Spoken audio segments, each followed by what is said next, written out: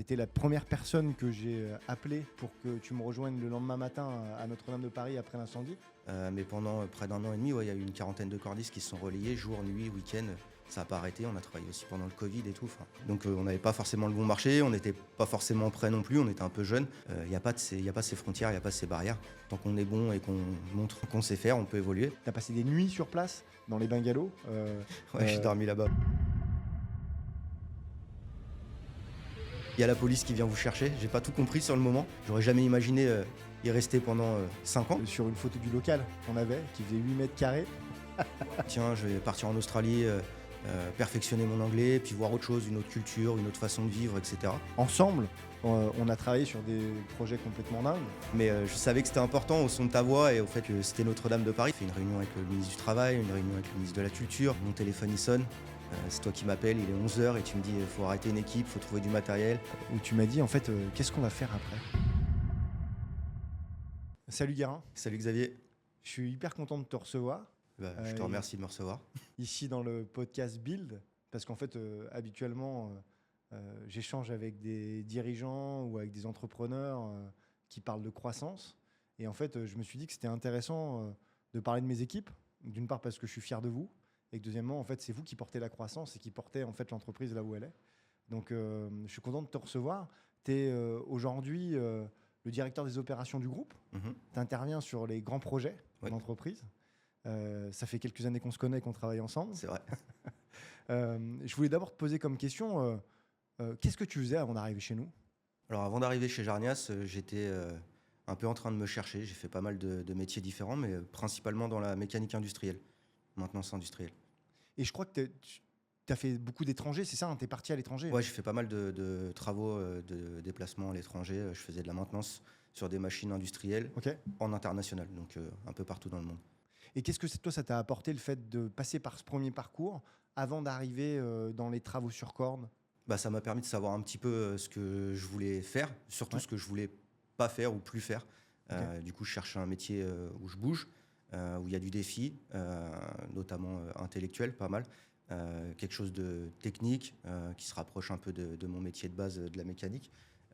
Et puis être un peu dehors, au contact des équipes et plus être tout seul surtout. Ça, c'était quelque chose que je voulais pas. Je voulais travailler dans un collectif.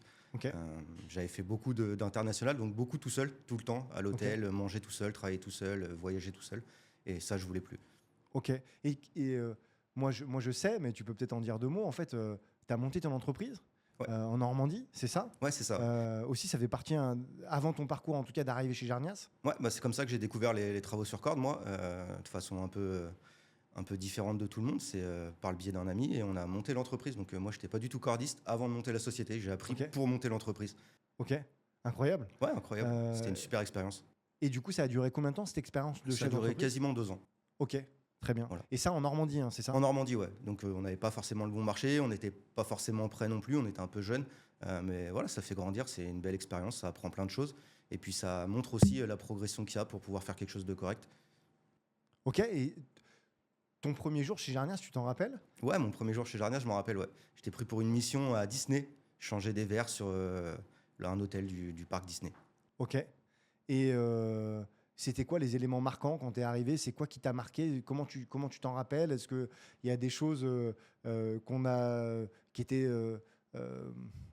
changer des verres sur Disney, c'est pas forcément une opération extraordinaire? Non, mais c'était déjà une grosse opération pour moi.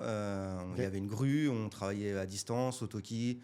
J'avais rencontré un chef de chantier tout de suite qui m'avait expliqué un peu le mode opératoire, comment ça fonctionnait. Donc il y avait plein de choses qui étaient un peu nouvelles par rapport au monde des cordistes que moi j'avais connu. Une structure, quelque chose d'organisé, avec du matériel adapté, des moyens, un chef de chantier, un mode opératoire écrit. Enfin, il y a plein de choses qui m'attiraient et que j'ai découvert à ce moment-là. Ouais, ok, compris. Et tu te rappelles ta première fois sur corde, si on est sur les premières fois? Après, je m'arrête sur les premières fois, j'irai pas plus loin. Ouais, la première fois sur corde, c'était pas glorieux. C'était dans la descente de sous-sol de mes parents, voilà, avec un harnais qu'on m'avait prêté et mon collègue qui m'a expliqué un peu comment descendre, comment remonter. Donc ça faisait 3 mètres de haut et c'était la première fois que j'ai fait une descente en rappel. Donc c'était chez tes parents? Ouais, chez mes parents dans la descente du sous-sol. Et c'était quoi l'objectif? Enfin, c'était juste de commencer à utiliser le matériel pour pouvoir savoir si j'étais capable et puis commencer à monter l'entreprise. Comment t'es devenu cordiste? À quel moment, en fait, tu dis je laisse mon poste que tu avais dans dans l'électrotechnique pour devenir cordiste? À quel moment il y a le déclic? Qu'est-ce qui fait la bascule? Bah, le déclic, il était bien avancé en fait. J'ai arrêté le déplacement parce que je supportais plus de travailler tout seul, loin. Ok. Et puis, je me suis mis un autre défi. Je m'étais dit, tiens, je vais partir en Australie, perfectionner mon anglais, puis voir autre chose, une autre culture, une autre façon de vivre, etc. Et en revenant, j'avais pas forcément de métier, donc j'avais repris un petit travail de commercial avec un copain à moi. Ok. Ça a duré 3-4 mois. Et puis ça m'intéressait vraiment pas. C'était cool le contact client et puis d'apprendre un peu le commerce, mais ça me passionnait pas du tout. Et puis bah, du coup, en discutant avec mon collègue, on s'est dit, tiens, son métier, il avait l'air cool. Moi, j'avais envie de faire une nouvelle expérience. Et voilà, sur une soirée où on a passé un peu de temps à discuter, on s'est dit, tiens, on se lance, on monte une entreprise, il n'y en a pas dans notre région. Pourquoi pas? On va essayer. Incroyable, super. En tout cas, c'est le parcours, c'est super intéressant. Tu peux me parler de l'importance de la sécurité, de la formation dans ton quotidien, et ce qui a permis, en tout cas, euh, aussi de te faire progresser. Tu en parlais tout à l'heure, tu arrives dans une entreprise, en tout cas que tu vois comme une entreprise qui est organisée, avec des modes opératoires écrits. Tu peux me parler de l'importance de la sécurité dans ton job du quotidien, avec tes équipes aujourd'hui, et puis ta formation, ta progression en termes de formation? Ouais. Moi, j'ai toujours trouvé enfin, j'ai toujours été habitué à travailler en sécurité. Je viens du monde de l'industrie automobile ou de la maintenance industrielle, donc c'est très processé, très sécurisé. On a l'habitude des QHSE, des REX, etc. Quand je suis arrivé dans le monde des cordistes, et notamment les histoires que j'entendais, puis aussi ce que j'ai pu constater par moi-même, c'était quand même un métier aléatoire. On avait quelques règles de base de sécurité, mais tout le monde ne les respectait pas. Il n'y avait pas vraiment de cadre fixe et c'était le début des formations obligatoires. Moi, j'ai toujours trouvé ça super intéressant, la sécurité, et de mettre du process, du cadre pour pouvoir s'affranchir de problématiques qui pourraient survenir juste par manque de connaissances. Donc la formation, c'est super important. Et aujourd'hui, on a la chance d'avoir un métier qui évolue vite, avec un cadre de formation qui ne cesse de croître. Euh, pour les chantiers au quotidien, c'est un gage de sécurité pour nos clients, pour nous-mêmes, pour les gars qu'on envoie sur le terrain. Parce qu'aujourd'hui, je participe plus aux opérations directement sur le terrain, mais j'envoie des gens faire des travaux. Et du coup, ça me rassure de savoir qu'ils ont un diplôme, suivi une formation, qu'ils ont un certain nombre de compétences, qu'ils sont accompagnés par des gens qui sont expérimentés. Et du coup, de ne pas avoir cette crainte ou cette peur de me dire qu'il va y avoir un accident à chaque minute en me disant je sais qu'ils font ça, je sais qu'ils font ça, ça c'est difficile, ça c'est tendu, ce bâtiment-là on ne sait pas trop. Je sais qu'ils sont en sécurité, qu'ils sont assez conscients du risque et assez formés pour pouvoir l'évaluer correctement et nous alerter si vraiment il y a un défaut ou un problème. Ouais, je comprends, très intéressant. Euh, Ton parcours chez nous, il a été fulgurant aussi. Tu peux en parler rapidement, comment t'évolues comme ça? Parce que moi, je t'ai connu effectivement sur cette première mission dont tu parlais à Disney, et tu étais intérimaire Ouais, à ce c'est moment-là. ça. Donc, tu peux me parler de ton parcours et de ta progression? Ouais, bah, c'est une des choses qui m'a fait m'engager dans la société et y rester, c'est cette possibilité d'évoluer sans barrière, contrairement à un monde un peu plus industrialisé où effectivement on doit respecter un certain nombre d'années avant de pouvoir postuler à tel ou tel, même si on a les capacités et le niveau. Dans notre métier, et notamment chez Jarnias, il n'y a pas ces frontières, il n'y a pas ces barrières. Tant qu'on est bon et qu'on montre qu'on sait faire, on peut évoluer. J'ai suivi un exemple. Euh, voilà, donc je suis rentré technicien Ouais. intérimaire et je suis passé par tous les postes opérationnels, chef d'équipe, puis chef de chantier à Lyon avec toi, ensuite conducteur de travaux principal, directeur d'exploitation, responsable performance et aujourd'hui directeur des opérations. Et c'est vrai qu'en fait, quand on a démarré, tu m'as suivi à Lyon, tu as déménagé Ouais, quand j'ai ouvert cette agence à Lyon. Euh, et c'est assez incroyable. Je suis retombé la dernière fois sur mon téléphone sur une photo du local qu'on avait, qui faisait 8 mètres carrés. le couloir. On avait un couloir de 8 mètres carrés dans lequel il y avait du matériel pas possible. Et on louait un petit garage dans une résidence au, Un fin box. fond, au fin fond de Lyon pour avoir le matériel. Et à la fois, ça ne nous a pas empêché à ce moment-là de faire quasiment les plus beaux chantiers qu'il y avait à Lyon à l'époque. C'est le musée des Confluences sur Ouais, lequel tu étais. le musée des Confluences, l'aéroport, L'aéroport, l'Hôtel-Dieu l'Hôtel aussi, Dieu. sur lequel je Ouais. me rappelle que tu as démonté des cheminées énormes en toiture, c'est ça? Ouais, c'était une belle année une belle anecdote. Les grosses cheminées. Ouais, effectivement, les grosses cheminées. Et puis ensuite, ensemble, on a travaillé sur des projets complètement dingues, en fait. Mhm. Tu étais la première personne que j'ai appelée pour que tu me rejoignes le lendemain matin à Notre-Dame de Paris après l'incendie. Tu peux me parler de cette aventure Notre-Dame, rapidement? Ouais, bah, c'était incroyable. Notre-Dame, je l'ai vu brûler un peu comme tout le monde à la télé en m'en rentrant sur le bord de la route un soir en rentrant du bureau. Et puis j'avais envoyé un petit message à Thierry, à toi, pour vous en informer. 2 jours après, mon téléphone il sonne. C'est toi qui m'appelles, il est 11h et tu me dis il faut arrêter une équipe, il faut trouver du matériel, on a besoin de sécuriser un pignon en urgence. C'est sur la cathédrale, il y a la police qui vient vous chercher. J'ai pas tout compris sur le moment, mais je savais que c'était important au son de ta voix et au fait que c'était Notre-Dame de Paris. Donc voilà, j'ai fait tout le nécessaire pour pouvoir vous rejoindre au plus vite avec une équipe et puis réaliser la mission qui nous a été confiée. J'aurais jamais imaginé y rester pendant 5 ans, puisqu'aujourd'hui ça fait 5 ans et on y est encore. Mais ouais, c'était une super aventure, le début d'une aventure incroyable. Ouais, une aventure incroyable, une aventure humaine incroyable. Tu as dirigé beaucoup d'équipes. Il y avait combien de personnes au pic de l'activité là-bas? Bah, il y a eu longtemps 40, quasiment 40 cordistes, un petit Ok. peu plus par moment, un petit peu moins. Mais pendant près d'un an et demi, ouais, il y a eu une quarantaine de cordistes qui se sont relayés jour, nuit, week-end. Ça n'a pas arrêté. On a travaillé aussi pendant le Covid et tout. Enfin, vraiment, on a mis les moyens et on a eu beaucoup de monde qui ont travaillé sur ce projet avec des défis complètement fous, des choses inédites. Tous les jours, c'était quelque chose d'inédit à faire. On en a appris beaucoup sur les monuments historiques, sur la sécurisation, sur la capacité de relever des défis, de faire des choses que tout le monde disait partout impossibles, avec des gens qui donnent leur avis sur tout et n'importe quoi. Nous, on est resté concentrés, focus, on a participé à réfléchir avec tous les corps d'État et tous les corps de métier qui participaient à ce chantier, puis on a trouvé des solutions pour tout réaliser. Et je pense qu'on l'a bien fait, ouais. Ouais, ouais, carrément. Enfin, moi, je suis hyper fier de toi et de vous, hein, parce que vous avez fait des chantiers complètement incroyables. Parce que Ouais, c'est c'est travail d'équipe, ouais. à chaque fois des chantiers, on fait jamais rien tout seul. Effectivement, tu étais accompagné d'une super équipe. C'est quoi les enseignements que tu gardes de Notre-Dame? Qu'est-ce que ça t'a apporté pour la suite? Même si on y travaillait aujourd'hui, c'est vrai que cette phase de sécurisation, c'était une phase hyper intense sur laquelle tu étais présent. Alors, je sais que tu as beaucoup d'humilité, mais moi, je peux en parler. Tu as passé des nuits sur place dans les bungalows. Ouais, j'ai Euh, dormi là-bas, ouais. Tu as dormi là-bas parce qu'il y avait des alarmes qui sonnaient et qu'il y avait des risques importants. Il fallait s'assurer qu'il n'y ait rien qui tombe et qu'il fallait quelqu'un qui veille. Et tu y es resté. Donc, c'était plus que juste du job là-bas. C'est quoi tes principaux enseignements sur tes équipes, sur le projet, etc., que ça t'a apporté après? Bah, c'est une leçon de vie, hein, au-delà du professionnel, ça touche aussi dans la vie perso. J'ai appris énormément de choses. Ça apprend l'humilité, ça apprend le travail d'équipe, ça apprend qu'il n'y a aucun défi qui est pas relevable si on travaille intelligemment et avec les bonnes personnes. Voilà, j'ai eu la confiance de tout le monde, de toi, des architectes en chef, de mes équipes, pour réaliser tous les différentes missions qui nous étaient confiées. Ça m'a appris aussi à travailler en termes de mission, de séquencer un peu les phases d'un chantier. Le projet était trop gros pour l'appréhender en entier. Et du coup, il fallait découper, il fallait séquencer. Donc, ça m'a appris aussi à beaucoup déléguer, prendre du recul. On a réalisé des réunions que j'aurais jamais pu ou cru participer. On a fait une réunion avec le ministre du Travail, une réunion avec le ministre de la Culture. Et puis, je te coupe, mais moi, j'étais super fier parce que quand on m'a dit on aimerait remettre une médaille au groupe Jarnias, il était évident que cette médaille, elle était pour toi. Et donc aujourd'hui, tu as la médaille, Ouais, de l'Académie d'architecture. ouais, pour le travail que tu as réalisé sur Notre-Dame. C'est extraordinaire. Enfin, moi, je trouve que c'est en tout cas Ouais, c'était une superbe reconnaissance. une belle reconnaissance. Ouais, Ouais. enfin, c'était inespéré pour moi. Juste de pouvoir participer à ce chantier, c'était déjà énorme d'avoir Ouais. la chance de représenter nos métiers, de montrer l'ampleur de nos capacités, de montrer qu'on n'est pas juste des petits bricoleurs du dimanche et qu'on sait faire des grandes choses en s'alliant avec les bonnes entreprises, en étant leurs mains et leurs yeux, comme tu dis si souvent.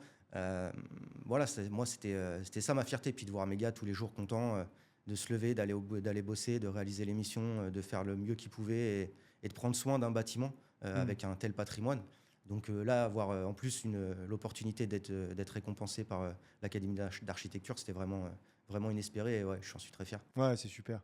Et c'est vrai que je me rappelle une discussion qu'on a eue tous les deux où tu m'as dit en fait, qu'est-ce qu'on va faire après? Ouais. Bah oui, sorti de cette machine à laver, c'était un petit Ouais. peu difficile. Je pense que tous les gens qui se sont beaucoup investis là-dedans ont eu un petit moment de flottement, un petit trou d'air entre les deux, parce que c'est un projet qui a consommé énormément d'énergie. On y a investi notre temps, notre cerveau, tout ce qu'on avait, tout notre cœur, on l'a mis dedans. Sorti de là, tout paraît fade un petit peu. Les chantiers du quotidien, les petites opérations, qui ne sont pas des petites opérations en fait, mais sur le moment, ça nous paraît tellement anodin par rapport à ce qu'on était en train de Ouais, réaliser tout à fait. qu'il faut se remettre dans ce Et alors, comment quotidien. tu as fait? Parce qu'en fait, ça s'est pas arrêté, parce que tu m'as dit ça va s'arrêter où, je me rappelle. Et Ouais, qu'est-ce que tu as fait en sortant de. En tout cas, l'étape d'après, ça a été quoi pour toi? Quel chantier?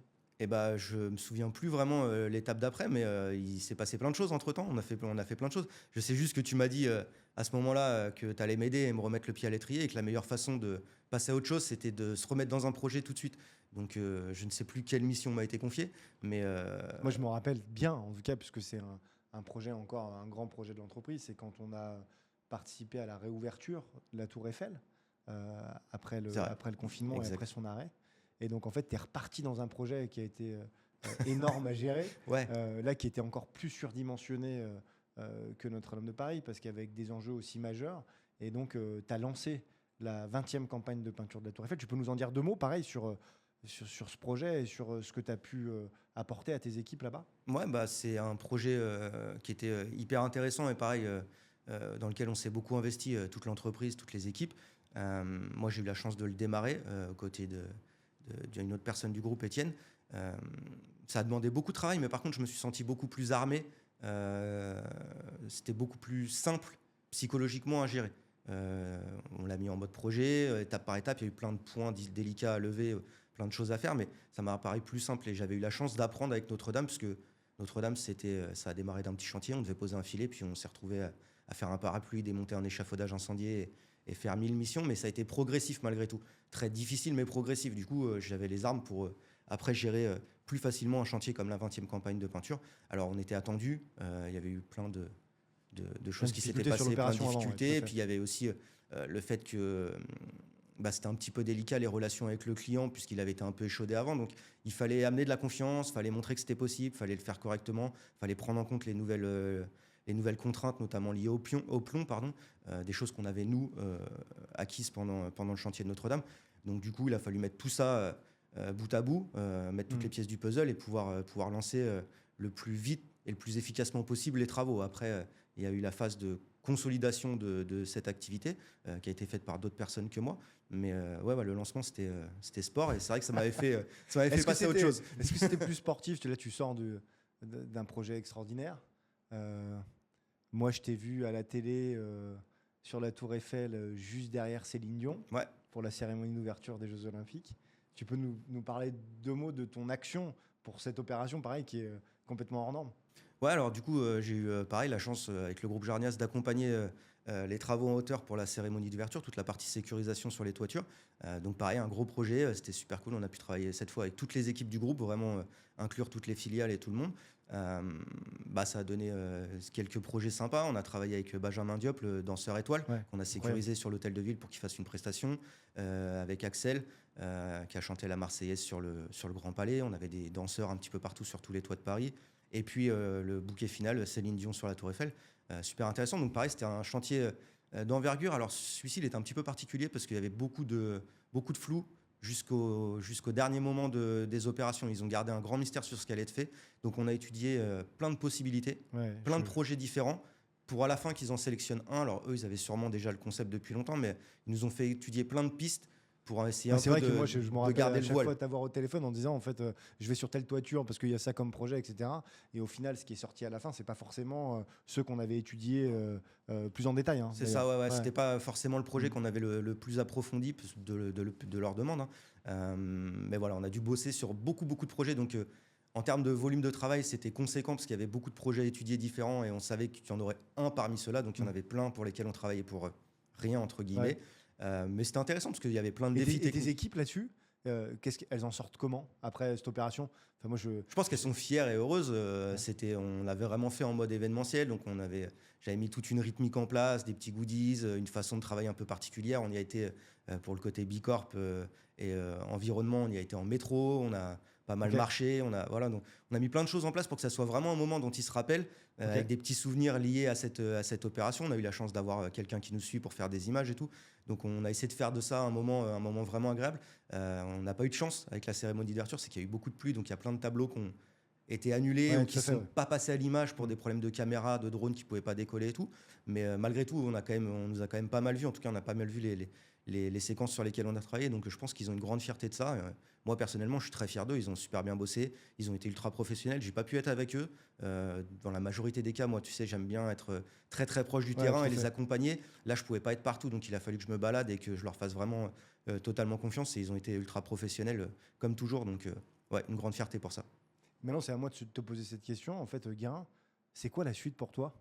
Quand on a fait la sécurisation de Notre-Dame et qu'on a participé à sa reconstruction, quand on a lancé la 20e campagne de peinture de la Tour Eiffel, quand on organise toute la sécurité de la cérémonie d'ouverture des Jeux Olympiques sur les toits de Paris, c'est quoi ton prochain défi dans le groupe Jarnias? Bah, le prochain défi, c'est d'accompagner les filiales du groupe pour les lancements des gros sujets, des chantiers compliqués, leur amener mon expertise, mes conseils ou mon suivi ou tout ce que je pourrais potentiellement. Capitaliser sur ton expérience. C'est quoi, ça exactement. Et Ok. puis ce qu'ils pourraient avoir besoin de tirer de moi. Et puis d'accompagner les filiales dans leur intégration, dans leur développement au sein du groupe. Et puis de Ok. continuer à accompagner le groupe et la croissance. Moi, je suis chez Jarnias depuis 9 ans. J'ai toujours cru dans cette entreprise, mais notamment dans la personne qui m'interroge aujourd'hui. Et donc, Merci, Guérin. je suis là pour continuer cette aventure et grandir avec le groupe. Je me suis beaucoup développé, comme tu disais, j'ai eu la chance de beaucoup évoluer et je pense que ça va pas s'arrêter. Mon objectif, c'est de continuer, prendre des responsabilités dans le groupe et de relever de plus gros défis encore demain. Cool.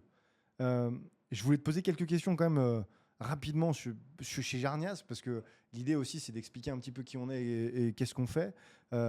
Est-ce qu'on se déplace beaucoup chez Jarnias? Alors oui, je pense que il y a deux possibilités. Maintenant, avec les filiales et tout, on a quand même la possibilité de travailler proche de sa région et proche de son habitation. Maintenant, si on veut évoluer, vraiment prendre les défis et saisir les opportunités, il faut rester mobile. Alors, ça ne demande pas de se déplacer toute l'année, mais ça demande d'être capable de se libérer 2 semaines, 3 semaines pour un projet particulier. On va en Arabie Saoudite, on a envoyé des gens à La Réunion il n'y a pas longtemps. Voilà, on a des grosses opportunités, des choses incroyables à faire, mais il faut rester mobile. Donc, je pense que c'est un des facteurs à prendre en compte, c'est qu'il y a une possibilité de déplacement et vraiment ça nous permet de réaliser des opérations, de prendre en expérience, de progresser, d'évoluer. Donc oui, il faut garder un peu de mobilité. Ok. Comment on évolue en termes de compétences? Moi, je t'ai vu évoluer en fait de ton arrivée d'intérimaire et aujourd'hui, tu n'es plus la même personne en termes de compétences, hein, je parle. Comment on évolue chez nous en termes de compétences? Comment t'expliquerais ça à quelqu'un qui arriverait chez nous en le disant, un petit jeune, en lui disant en fait, voilà, tu viens de faire tes premiers jours chez nous, voilà comment ça va se passer pour toi, pour ton évolution. Bah aujourd'hui, on a la chance d'avoir évolué et fait évoluer nos process dans l'entreprise. Donc un petit jeune qui arriverait aujourd'hui, il va avoir un parcours tracé pour ses premières années. Rentrer en tant que technicien chez nous, il aura des évolutions fréquentes. S'il s'en donne les moyens, hein, bien sûr, il faut avoir les capacités, s'en donner les moyens, mais surtout, il va avoir beaucoup de formations. Il y a des phases d'accompagnement, il y a des phases de passage de CQP, des phases de formation en management. Il y a tout un panel de formations qu'on met à disposition des gens et qu'on fait régulièrement. On leur fait les SST, les KSS, etc. pour qu'ils puissent avoir toutes les armes pour pouvoir évoluer. Après, pour pouvoir évoluer au sein du groupe, il y a une chose aussi qui est fondamentale, c'est il ne faut pas avoir peur. Tout est libre dans le groupe Jarnias. On n'est pas cantonné à un nombre d'informations ou à un poste qui nous cloisonne dans quelque chose. C'est tout ouvert, donc il faut avoir la curiosité, il faut avoir l'envie, et puis il faut prendre ses responsabilités. Je pense qu'un technicien qui rentre aujourd'hui et qui est compétent et qui a envie, dans 1 mois, 2 mois, 3 mois, il peut déjà être à la tête d'une petite équipe sur des chantiers, des premiers chantiers pour se faire ses armes en tant que chef d'équipe. Et puis dans 6 mois, 1 an, passer déjà officiellement chef d'équipe, avoir son projet pour l'année suivante d'évolution, le CQP2, etc., lui donner les armes qui vont avec. Donc il y a vraiment tout un parcours d'accompagnement, de formation bienveillante, en tirant l'expérience de tous les gens qui sont passés précédemment par là. Et puis les moyens qui sont mis en face avec des formations, diplômantes ou non d'ailleurs, internes ou externes, pour pouvoir lui donner les armes et qu'il soit à l'aise dans ses nouvelles fonctions. Ok, top. Est-ce qu'on reste cordiste toute sa vie, hein? Est-ce que c'est un projet qu'on peut mener toute sa vie? Oui, bien sûr, on peut le mener toute sa vie. Alors, la seule contrainte liée à ça, ça va être le physique, puisque c'est un métier qui est dur physiquement. Donc, il va falloir soit prendre soin de son physique très tôt pour pouvoir avoir de la longévité, ou soit commencer à se diriger vers des postes d'encadrement. On n'est pas obligé d'aller derrière un bureau, devenir conducteur de travaux, directeur de quoi que ce soit. On peut juste être le meilleur des techniciens et encadrer des chantiers. On a des gens qui sont d'un certain âge, on ne va pas commencer à donner des chiffres, mais on a des gens assez âgés dans le groupe qui sont chefs de chantier et qui gèrent les plus gros chantiers de l'entreprise, qui mettent très peu leur nez. Par contre, ils font un accompagnement incroyable auprès de nos équipes. C'est les papas de nos équipes ou les tontons de nos équipes. Ouais. Ils sont respectés, adulés pour ça. ils ont une connaissance incroyable, ils auraient les capacités de passer dans les bureaux, mais ça ne les intéresse absolument pas toute la partie administrative.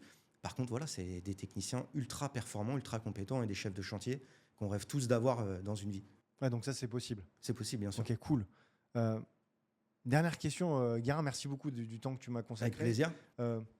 Est-ce qu'il y a une question que je t'ai pas posée, que tu aurais aimé que je te pose pour parler de ton parcours, de la façon dont tu as évolué chez Jarnias ou des points importants? Je sais pas, est-ce qu'il y a quelque chose que... Pour continuer à parler de Jarnias et puis te rendre un peu l'appareil, je pense que tu aurais pu me poser la question de savoir comment c'est de travailler avec toi.